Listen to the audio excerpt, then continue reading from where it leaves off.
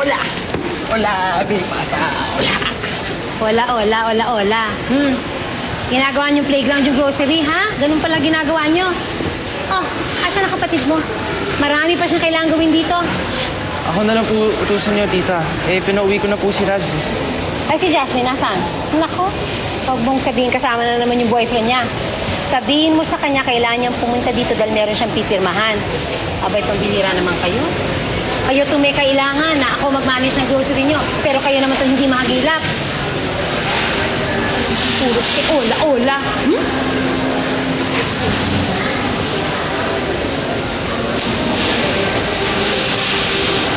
Game.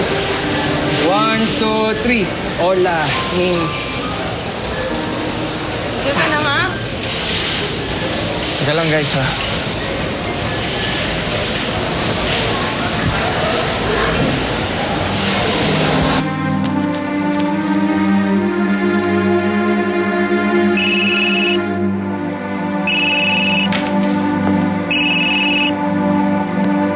Ellie?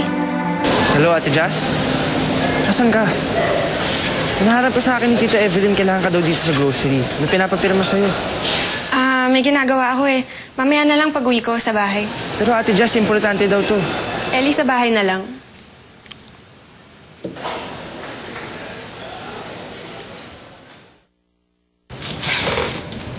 Good evening po, ma'am.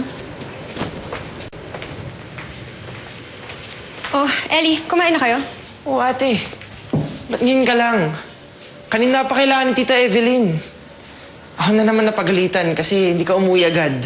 Kasi may ginagawa lang, busy lang. Na-distract kasi ako sa mga... Saan ka ba kasi pumupunta? Lagi ka na lang alis ng alis eh. Buti pa sa ibang bagay may oras ka eh. Sa grocery, dito sa bahay wala. Kesa sa pagdalaw natin kila mama, hindi ka nga makatagal eh. Wala kang karapatang pagsabihan ako, okay? It's my life. And ako ang bahala kung saan ko gusto pumunta. Nagbago ko na talaga.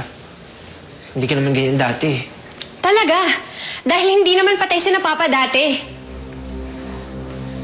Sige! Mag-walkout ka na naman! Diyan ka naman magaling eh. Lagi kang naiiwan. Sabi nga.